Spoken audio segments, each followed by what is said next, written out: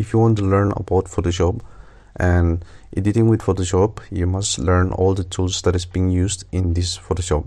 So today we are going to learn about the toolbox and the tools in it. In our previous video, we have seen that you can turn on any panels of the Photoshop by going to the windows in the menu, and by selecting one of these you can turn on that panel.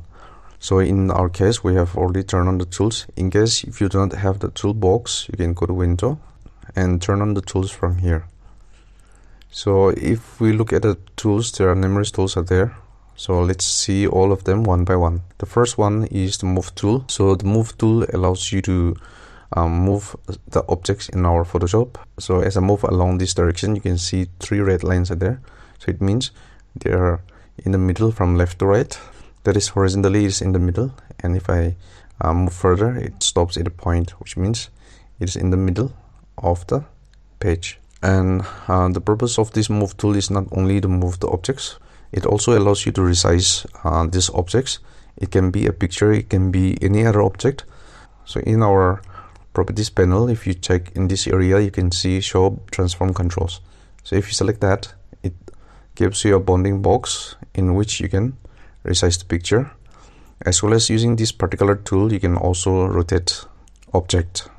So for rotating any object, if you go near the corner of that object, it can be any corner, it can be here, or on the left top or on the left bottom, anywhere on the corner. If you go near the corner, a curve sign comes out. So that's the time you can click the mouse and again rotate the object. The next one is the marquee tool. So the next 3 tools, these 3 tools are used for selecting a certain part of the image or the picture. So the first one is the marquee tool, and if I right click on that, there are different other types of marquee tools are there. Likewise, in the other tools, there are different types of each tools are there if you right click on that area. So here this tool allows you to select a portion of the picture. Let's say if I select this rectangular marquee tool, it allows you to select in the rectangular shape of the picture. If I copy that and paste here, you can see that those portion that I have selected is coming out here. So this marquee tool allows you to select a certain portion of the picture in a rectangular, or it can be in an elliptical or circular area. So if I copy that and paste here, you can see that those select area has been copied. So the next one is also for selecting a certain portion of the picture, but in this case all these are the this one is called the lasso tool. So this tool has different parts, like instead of selecting as a rectangular or circular path, it allows you to select the portion of the picture in the way that you want. Like in this case, if I select this lasso tool, you can select any random shape. It doesn't have to be a rectangle, or it doesn't have to be a circular part of the picture. So this is a random part of the picture. If I copy and paste here, you can see that those parts that I have randomly selected has been copied here. Likewise, in this one also you have the polygonal, which creates a straight lines for selecting. And the next one is the magnetic lasso tool. It detects the edges of any kind of picture. So as you can see, it's detecting the edges of this area here.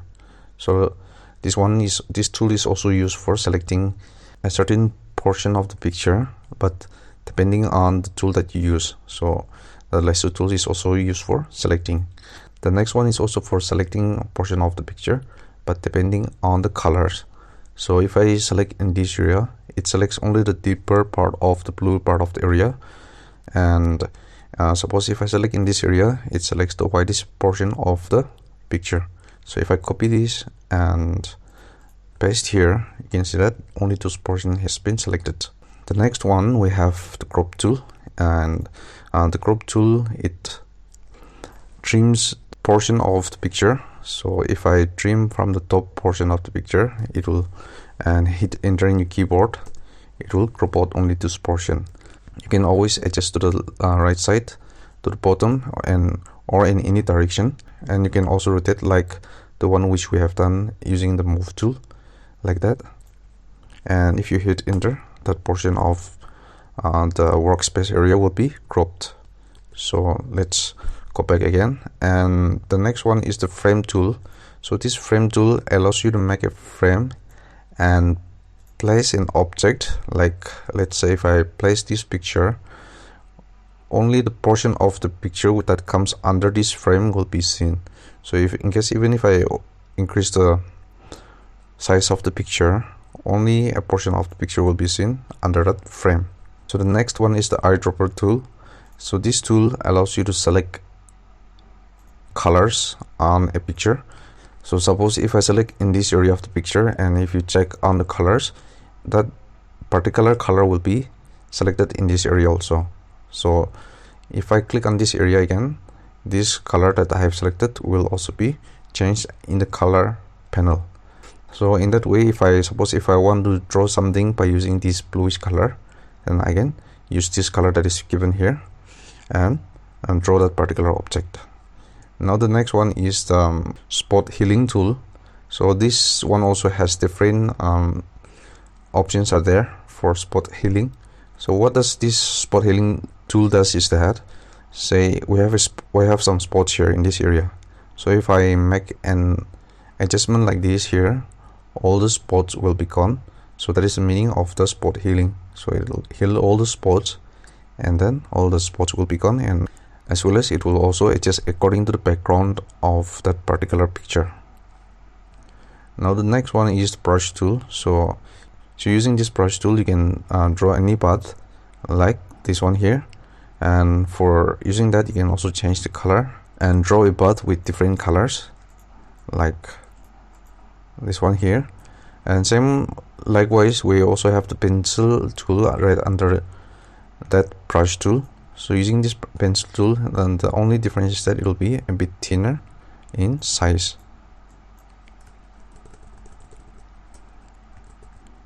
Now the next one, we have the clone tool. So this clone tool allows you to clone or copy a portion of the picture to another parts of the picture.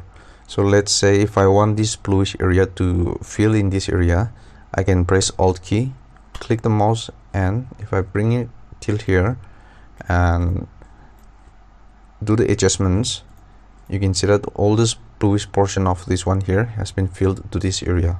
So it clones a portion of that particular portion of the picture to this area here. So that is the purpose of the clone tool. And next we have the eraser tool. So the name itself suggests that it can erase the portions of the picture, and this eraser also, it has different types. So this one, it erases the portion of the picture whichever you touch on that part, but the other one, that is this background eraser tool, is especially used for removing the background part of the picture. So let's say if I treat this one as the main part of the picture, and if I treat this one as the background, and if I click there, you can see that only the bluish part of the picture has been erased, and this rock part will be left out. So in that way you can remove your background in a picture. Okay, so the next one is the fill tool. So here also we have different types of fill tools are there, like the gradient fill tool, pen bucket tool, and we have 3D material drop tool is also there. So in here, if I use the default one, you'll be able to fill some color in a specific area. So I can fill the color in this area also, or if I want to fill the background also, you can fill something like that. Now the next two tools are used for adjustments in a picture. So they have different purposes. Now if I use this one here, that is the blur tool.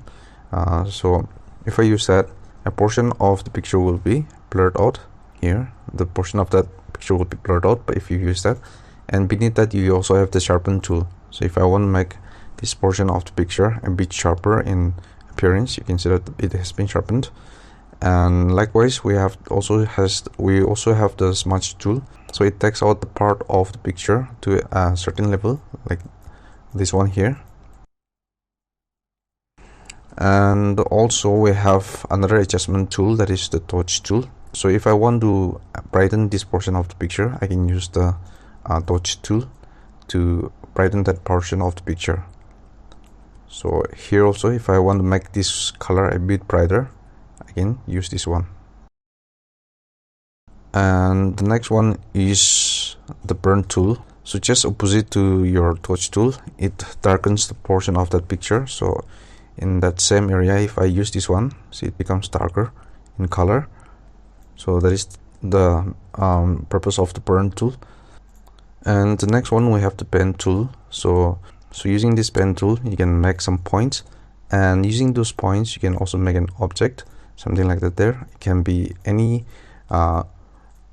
kind of structure. So the pen tool allows you to make points, which are known as the anchor points, and by making use of these anchor points, you can make some structures. So connection to this pen tool, we have the direct selection tool, which allows you to select the points and adjust those points. So that is the purpose of this selection tool. And just above that, we have the type tool. So this type tool allows you to type some text, and for using this type tool, you can just directly click on a portion of your working space and type in that area. Or for that, again, for the same text, for the same typing tool, you can also use if you click on that, and instead of just clicking once, you can also make a text box area where you want to type, but outside that box you won't be able to type. So for that, you might want to expand the text box. It has two different ways that you can type. So for that, you have to remember that. For that, you will have to remember that you can either just click once and type it, or you can also make a text box and type inside that text box. So that is the type tool. And next to that, we have the shape tools, and inside this shape tool, you have different shapes out there. First, we have the rectangle tool, which allows you to make a rectangle or a square. And next, we also have the rounded corner rectangular tool. And next to that, we have the ellipse tool. So this ellipse tool allows you to make a circular path. And next to that, we have the polygon tool, which allows you to make a structure with multiple corners and multiple sides. And next to that, we also have the line tool. And next to that, we also have the custom shape tool. So this tool is for making different shapes in Photoshop. Now next to that, we also have the hand tool. So this hand tool allows you to grab your document or your art. So let's say if I want to check the picture again, so using this hand tool, I can move easily to that portion of the picture like this. So this hand tool allows you to move around your document and helps you to navigate around the document while working with Photoshop. Next, we have the zoom tool. So this zoom tool allows you to zoom in just by clicking once or the different portion of your picture. So if I want to zoom in this circular part of the area, I can click on that and scroll down my mouse, then I'll be able to zoom that portion. And if I go upwards with my mouse after clicking, it will be zoomed out. And below that, we also have two boxes are there. So these two boxes indicates the fill color and the background color. So here, whenever I draw something, it always comes out to be that color. So these two indicates that this one is the foreground color and this is background color. So right now we have the background color is the this one that is white, and this one we have on the foreground color we have the black color. So all these tools that we have learned now we'll also know in detail when we do some project in our next videos.